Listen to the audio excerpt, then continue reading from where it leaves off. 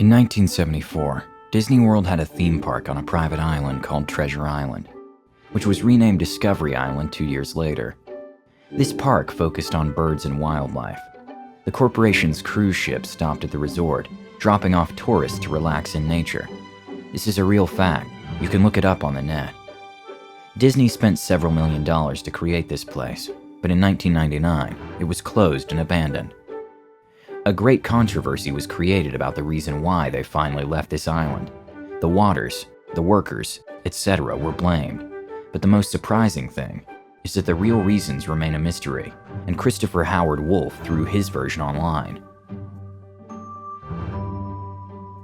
Near the seaside town of Emerald Isle, in North Carolina, Disney began another mega build, Mowgli's Palace, in the late 1990s.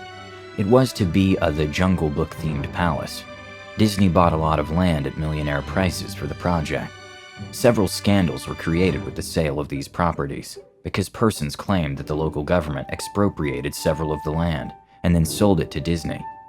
It was even said that the government expropriated a house that had barely been finished to offer it to the millionaire client. The official version was that those lands taken by the government were supposedly for the construction of a highway. However, people who knew what was really going on started calling it Mickey Mouse Highway, with the intention of convincing all the neighbors of how lucrative that project would be for everyone. A group of Disney executives organized meetings around the city. They were shown the gigantic palace they were going to build surrounded by jungle. However, people didn't agree. Likewise, Disney obtained ownership of those lands. Several houses were razed, but nobody could do anything to prevent it. Local television and newspapers were against the mega construction, but after various connections between the Disney Group and the media, the opinions of the press changed their opinion. Finally, Mowgli's Palace was built. The complex even had guests. Surrounding communities were inundated with tourists and traffic, and shortly after, everything stopped working. Disney closed the palace without explanation.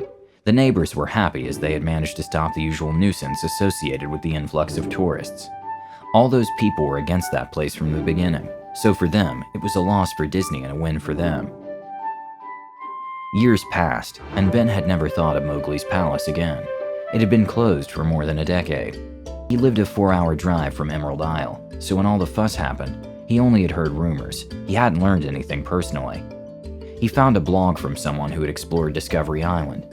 Everything they had found, completely destroyed and abandoned, was detailed there. Many of the walls had been torn down and defaced, probably by former employees disgruntled at having lost their jobs. That blog encouraged Ben to explore the surroundings of Mowgli's Palace. He wanted to take some photos, write down his experiences, and share them with the public. Before going to the place, he had to do a lot of research about the palace. However, finding information was almost impossible. The official pages of Disney didn't mention the place. They had taken it upon themselves to erase all their traces. What also seemed strange to him was that no one had ever thought to write a blog about this place before, or even post a photo, as they had done with Discovery Island. None of the local television channels or written press kept material on the place, although for him it was something expected, since the media had been manipulated by Disney. Ultimately, all he got to guide him was an old map he'd received in the 90s, a promotional item sent to people who had recently been to Disney World. Thanks to the old brochure, he arrived at a place with lush vegetation. The area had been invaded by tropical plants that grew out of control, mixed with the flora of the place. When he reached the main gates, his jaw dropped. They were huge wooden doors, which were in terrible condition. They were pierced in several places by woodpeckers and eaten away at the base by rodents. Hanging on the door was a sheet of metal, which read "Abandoned by Disney." That sign looked like the work of some resident or former employee who had wanted to make a small protest. Ben took his camera out of his backpack, and with the map in hand began his expedition. The interior gardens of the place were as overflowing with vegetation as the entrance. All that remained of the open-air structures was totally broken, rubble and devastated. In the gardens, he stopped to photograph a statue of Baloo, the bear from the movie The Jungle Book. It was located in a kind of courtyard in front of the main building. He had the gesture of greeting, looking at the empty space with a big smile. The statue was in a sorry state of dirt with bird droppings, and various vines of vegetation surrounded its body. Ben approached the palace, looking at its graffiti-covered outer walls.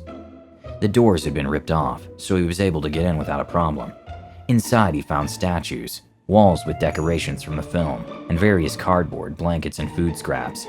Probably that place was for years the home of various vagabonds. He continued walking through the interior and was photographing each space that seemed interesting to him. He entered a large kitchen with a giant freezer. Of course, it wasn't cold. It had rows and rows of empty shelf space. There were hooks on the ceiling, which were probably for hanging cuts of meat. After standing there for a while, he realized that they were swaying. Each hook swung in a random direction. His movements were so small and slow that it was almost impossible to perceive them.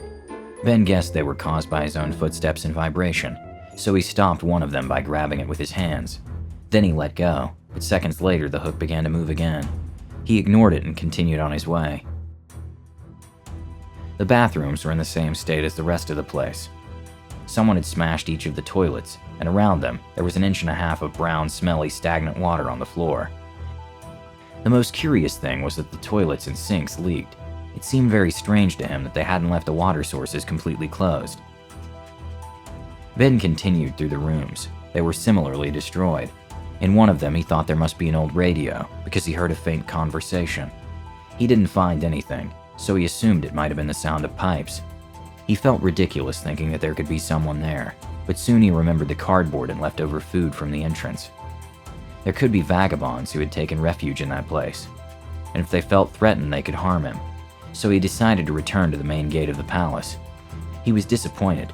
He hadn't found valuable and interesting material, and he felt that he had gone in vain. Looking out the doorway, he saw something in the courtyard. There was a very realistic statue of a python about 25 meters long. It was curled up on itself on a pedestal. It was almost sunset time, so the light fell on the statue in a perfect way to be photographed. He approached and took several photos. As he tiptoed closer to capture the detail of its face, the python slowly raised its head and looked directly into his eyes. It didn't attack him, but turned and slid off the pedestal, through the grass until it disappeared into the forest.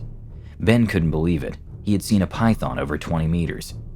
It dawned on him that Disney had released all of its exotic animals into the gardens, and those animals were now living freely in the abandoned area. Afraid that the snake would return, the young man returned to the palace again. He looked for a place to sit because he was completely nervous after what he had experienced. He found some stairs and sat waiting until he felt better. After a couple of minutes, he noticed that the ladder headed down below ground level. So, lighting himself up with the flashlight of his cell phone, he went down and saw that the steps had a door with a sign that said, "Private access for characters. Sorry for the inconvenience." Ben cheered up a little. Maybe in that place he could find interesting material to photograph, because the lock was still in place. No one had entered down there. The area could be explored by him first, so he violently forced the door open. The padlock won't open. However, the metal plate holding it was badly rotted and rusted.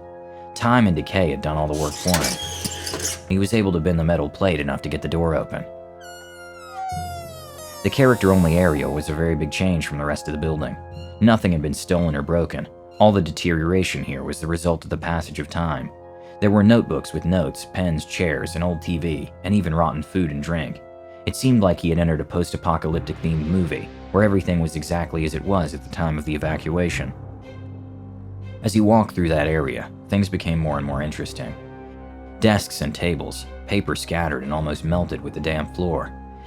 Everything seemed to be on the verge of disintegration. Anything made of wood, to which even the slightest force was applied, would snap. Clothing hanging on hooks would shred if he tried to grab them.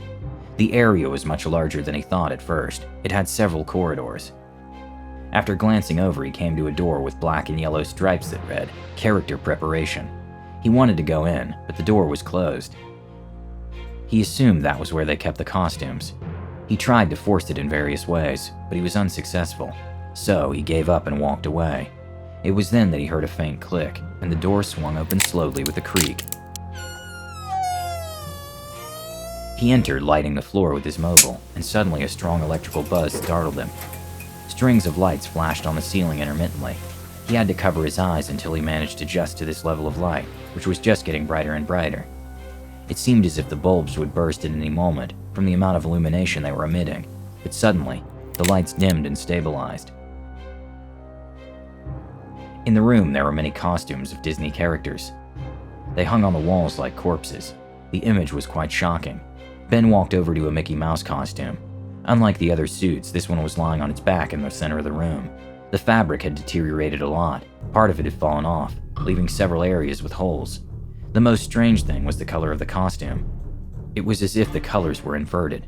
Black where white should be, and white where black should be. The image was so unpleasant that he decided to start photographing the other costumes. He took several images from various angles, and then decided to take some more prepared photos.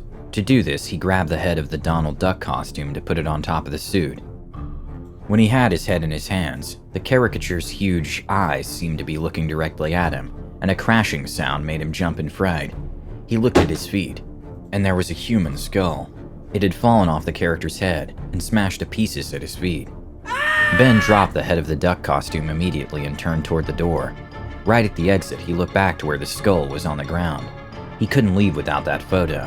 He had finally got some brilliant material for his blog. If he told it but didn't show it, no one would believe him. Above all, the Disney company would be in charge of making all that disappear. He approached to take the photo, when suddenly he saw how the Mickey that had the colors inverted began to move. Ben was shocked.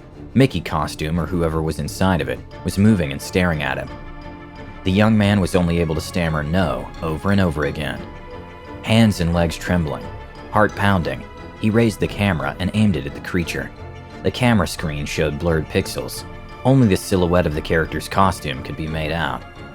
He wanted to take another photo, but with trembling hands he dropped the camera onto the ground. He grabbed it, but the camera had gone black. Ben raised his eyes once more to Mickey's costume, and Mickey said in a low, disturbing voice, "Hey, do you want to see me take my head off?" He began to tug at his own head, with his large gloved fingers and impatient movements. As he plunged his fingers into her neck, thick, lumpy blood began to ooze. Ben turned around at the sound of a tear of fabric. He wanted to get out of that place. He started to run. Before leaving, on the threshold of the room, he could read a message scratched into the metal that said, "Abandoned by God." The young man never took those photos off the camera and never wrote a blog about it. When he got out of that hell, he understood why there was no information about that area, and why Disney didn't want anyone to know about that place. They didn't want any of that to come out.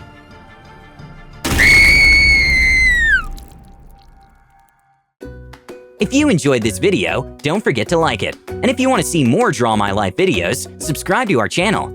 See you on the next episode.